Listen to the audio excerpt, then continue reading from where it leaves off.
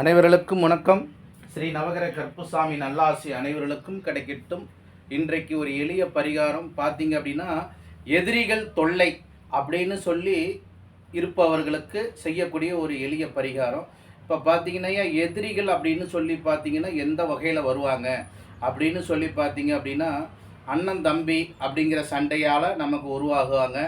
நண்பர்கள் வகையில் ஜாமீன் போட்டு நமக்கான பிரச்சனைகள் ஏற்படும். நம்பிக்கை பேரில் கடன் வாங்கிட்டு நமக்கு தராமல் ஏமாத்துறது. அதுக்கப்புறம் பார்த்திங்க அப்படின்னா ஒரு பிஸ்னஸ் சேர்ந்து ஆரம்பிப்பாங்க, அதனால் நமக்கு வரும். இதில் பார்த்திங்கன்னா எதிரிகள் அப்படின்னு சொல்லி பார்த்திங்கன்னா ஒரு 10 வகையான வகையில் இருக்குது.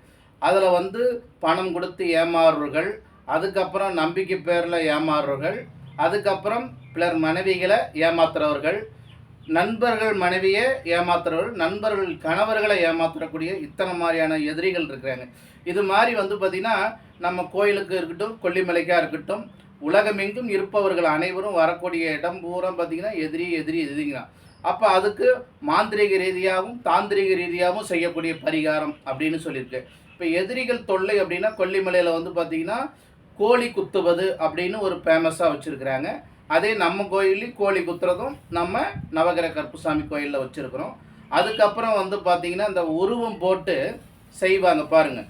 ஆணாக இருக்கட்டும் பெண்ணாக இருக்கட்டும் ஏமாற்றக்கூடிய அந்த வகையான முறையில் மாந்திரிக ரீதியமாக செய்யலாம்.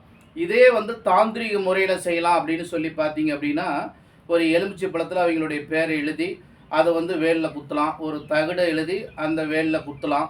அதுக்கப்புறம் பார்த்திங்கன்னா 8 எலுமிச்சை பழத்தை அவங்கள நினச்சி அடித்து உடைக்கலாம். சாமிக்கு அபிஷேகங்கிற முறையில் செயல்படுத்தலாம். மாதுளம்பழம் 8 பழத்தை வாங்கி அவங்களுடைய பேரை நினச்சி அறுத்து தலையை சுற்றி தூக்கி போடலாம். இந்த மாதிரி நிறையா விஷயங்கள் இருக்குது. இயற்கை இலையால் எதிரிகளுடைய பெயர்களை எழுதி அவங்கள தம்பனம் பண்ணலாம். அதுக்கப்புறம் சம்காரம் பண்ணலாம். அதுக்கப்புறம் பார்த்திங்க அப்படின்னா இந்த மாதிரி எதிரிகள் அப்படின்னாவே நமக்கு ஏதோ ஒரு ரூபத்தில் வருவாங்க. ஆனால் அவங்களெல்லாம் அழிக்க நினைக்கிறதோட ஜெபிக்க நினைக்கிறது பெரிய ஒரு விஷயம். அப்போ சாமிக்கிட்ட முழுமையான முறையில் சரணாகதி அடைஞ்சி, இறைவா நான் நல்ல முறையில் உங்ககிட்ட வந்திருக்கிறேன், தவறான முறையில் ஒருத்தனை அழிக்கணும் அப்படின்னு நினச்சி நான் வரல, எனக்கு நல்ல முறையில் செஞ்சு கொடுங்க. அவங்ககிட்ட பணம் கொடுத்து ஏமாந்துருக்கிறேன், என்னுடைய பொண்ணை கொடுத்து ஏமாந்துருக்கிறேன், என்னுடைய பொருளை கொடுத்து ஏமாந்துருக்கிறேன், நம்பிக்கை பேரில் கொடுத்து ஏமாந்துருக்கிறேன் அப்படின்னு சொல்லி சாமிக்கிட்ட பக்தி சிறுத்தையோடு தீப வழிபாடோடு செய்யலாம். அதுக்கப்புறம் அபிஷேக முறையில் செய்யலாம். மாந்திரிகத்தோட தாந்திரிகம் மிகப்பெரிய அளவுக்கு நமக்கு வெற்றி கொடுக்கும். மாந்திரிகம் அப்படின்னா நம்ம ஒருத்தர் அழிக்கணும்னு நினச்சோம் அப்படின்னா கண்டிப்பாக நாம்ளும் அதுக்கு தான் செய்வோம். நாம் ஒருத்தருக்கு குழி வெட்டணும்னு நினச்சோம்னா நாம்ளும் அந்த குழியில் போய் விழுவோம் அப்படிங்கிறது. அப்போ நம்மளை ஒருத்தர் ஏமாற்றிட்டான் அப்படிங்கிறதுக்காக மனசை வருத்தப்பட தேவையில்லை. அதனால் அவனுக்காக பிரார்த்தனை பண்ணுவோம். பிரார்த்தனை பண்ணும்போது அவனுக்கு செஞ்சது தப்பு அப்படிங்கிற அந்த உணர்வை ஏற்படுத்தி அது மூலிமா நம்ம தன்னுடைய காசையோ பொருளையோ வாங்கிறதுக்கு என்ன வழி, அதுக்காக கொஞ்சம் பொறுமையாக இருக்கணும். அவசரப்பட்டோம் அப்படின்னா எந்த ஒரு காரியமும் நமக்கு நடக்காது. அப்போ பொறுமை ரொம்ப ரொம்ப அவசியம்.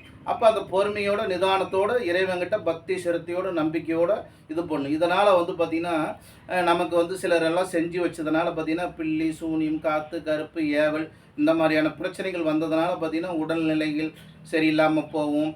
அதுக்கப்புறம் தொழிலில் இன்ட்ரெஸ்ட் இருக்காது. அதுக்கப்புறம் பார்த்திங்கன்னா படுத்து படுக்கையே கிடப்போம்.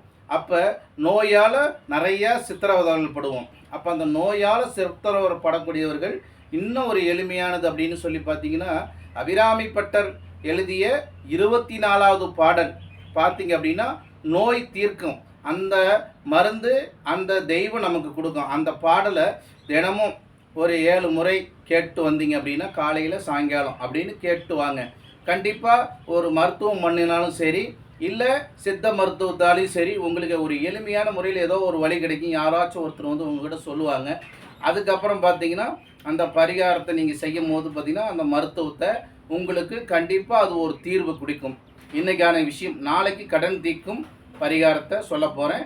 என்னுடைய பேர் பெரிய கருப்புசாமி சேகர். அருள்வாக்கு அனைத்து வகையான பரிகாரங்களும் நாங்கள் செய்து தரோம். மாந்திரிக ரீதியாகவும் தாந்திரிக ரீதியாகவும் செஞ்சு கொடுக்குறோம். வேணும் தொடர்பு கொள்ளணும். ஒருவர் நாமக்கல் மாவட்டம் ராசிபுரம் நவகிரக கருப்புசாமி கோயில். இது என்னுடைய ஃபோன் நம்பர் 84 89 17 32 28. உண்மை சத்தியம் தர்மத்தோடு நம்பிக்கையோடு இருப்பவர்கள் மட்டுமே தொடர்பு கொண்டு வாருங்கள்.